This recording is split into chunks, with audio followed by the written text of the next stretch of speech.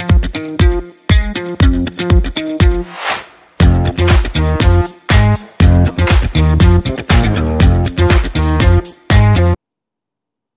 मी श्रोते Rahul. 8 PM special report bulletin मध्ये आपलं स्वागत करते.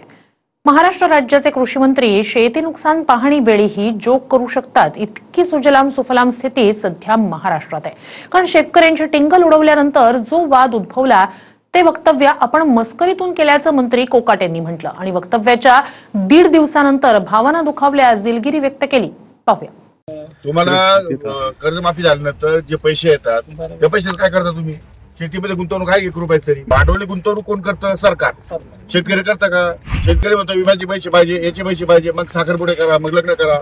महाराष्ट्रातील शेतकऱ्यांचा मान सन्मान दुखावला गेला असेल तर कालच एका चॅनलवर मी या ठिकाणी दिलगिरी व्यक्त केलेली आहे. महाराष्ट्रातील तमाम शेतकऱ्यांचा जर या ठिकाणी मान सन्मान दुखावला गेला असेल तर मी पुन्हा एकदा दिलगिरी व्यक्त करतो. नुकसान पाहणीवेळी शेतकऱ्यांच्या स्थितीवर टिंगलटवाळी करणाऱ्या मंत्री माणिकराव कोकाटेंना अखेर 1.5 दिवसानंतर दिलगिरीची आठवण झाली आहे.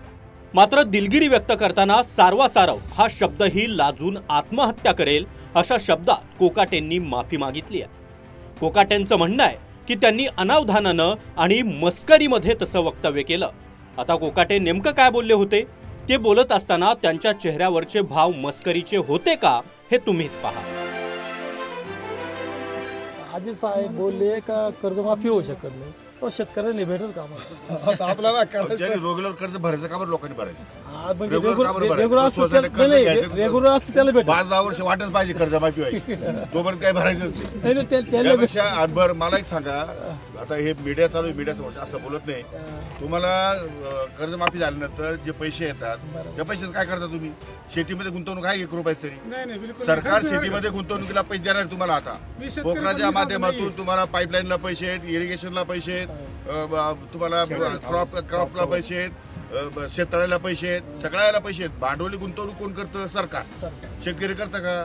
शेतकरी म्हणतो विम्याचे पैसे पाहिजे, याचे पैसे पाहिजे, मग साखरपुडे करा, मग लग्न करा. काल अनावधानाने आणि मस्करीने केलेल्या गोष्टीमुळे महाराष्ट्रातील शेतकऱ्यांचा मान सन्मान दुखावला गेला असेल तर कालच एका चॅनलवर मी या ठिकाणी दिलगिरी व्यक्त केलेली आहे. आज पुन्हा एकदा महाराष्ट्रातील तमाम शेतकऱ्यांचा जर या ठिकाणी मान सन्मान दुखावला गेला असेल तर मी पुन्हा एकदा दिलगिरी व्यक्त करतो. सारवासारव करताना किमान शब्द चातुर्य वापरून विधानाची दाहकता कमी करण्याचं कसब राजकीय नेत्यांकडे असावं लागतं. मात्र भाजपचे नेते आणि अनेक वर्ष मंत्री राहिलेल्या राधाकृष्ण विखेंनी तर कोकाटेंपेक्षाही जास्त सरपटी बॉल टाकलाय. म्हणजे एकीकडे कोकाटेंनी स्वतः त्यांनी केलेल्या वक्तव्यावर माफी मागितली आहे, तर दुसरीकडे भाजपचे मंत्री राधाकृष्ण विखे त्यांच्या वक्तव्याचा विपर्यास झाल्याचं सांगतायत. विपर्यास झाल्याचा दावा करताना कहना क्या चाहते हो असा प्रश्न तुम्हाला विखेंची प्रतिक्रिया बघून नक्की पडेल. विखे पहिल्या वाक्यात म्हणाले की कोकाटे काय म्हटले ते मला माहिती नाही. दुसऱ्या वाक्यात म्हणाले की शेतकऱ्यांबद्दल बोलताना मंत्र्यांनी संवेदनशील राहिलं पाहिजे. तिसऱ्या वाक्यात सांगितलंय की माणिकराव तसं बोलणार नाहीत याची मला खात्री आहे. विखेंनी चौथं वाक्य वापरलं की कधी कधी बोलण्याचा विपर्यास केला जातो. आणि 5व्या वाक्यात म्हणाले की कोकाटेंच्याही मनात शेतकऱ्यांबद्दल आदराची भावना आहे. विखेंच्या या 28 सेकंदाच्या प्रतिक्रियेतून नेमका अर्थ काय निघतोय असा प्रश्न कुणाला पडला तर उत्तर शोधण्यासाठी एखादी समिती नेमण्याची वेळ पडू शकते. इतकं जटिल उत्तर विखेंनी दिलंय.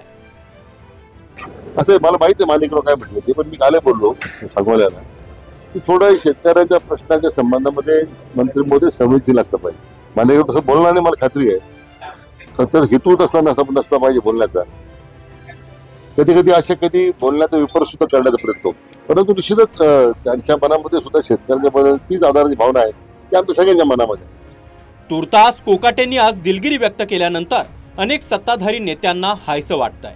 कारण कोकाटेंच्या वादग्रस्त वक्तव्याला 1 दिवस लोटूनही अनेक सत्ताधारी नेत्यांना यावर काय बोलावं हा प्रश्न पडल्यानंतर अनेकांनी आपण कोकाटे काय बोलले ते ऐकलंच नसल्याचा दावा केला होता.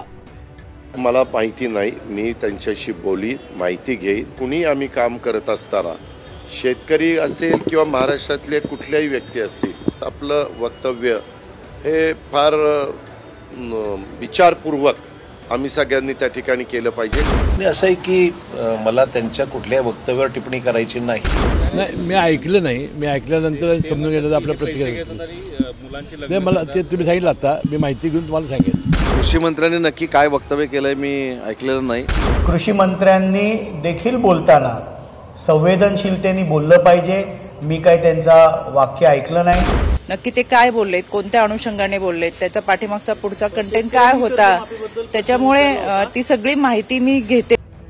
दरम्यान कोकाटेंच्या दाव्यानुसार त्यांनी शेतकऱ्यांबद्दल बोलत असताना मस्करीच्या हेतूनं ते शब्द वापरले होते. समजा भविष्यात अशाच मस्करीच्या हेतूनं जर एखाद्या शेतकऱ्यानं मंत्र्यांबद्दल विधान केलं तर त्यावेळी कोकाटे काय प्रतिक्रिया देतात हे पाहणं महत्त्वाचं असेल. Bureau report, TV9 Marathi, Nashik.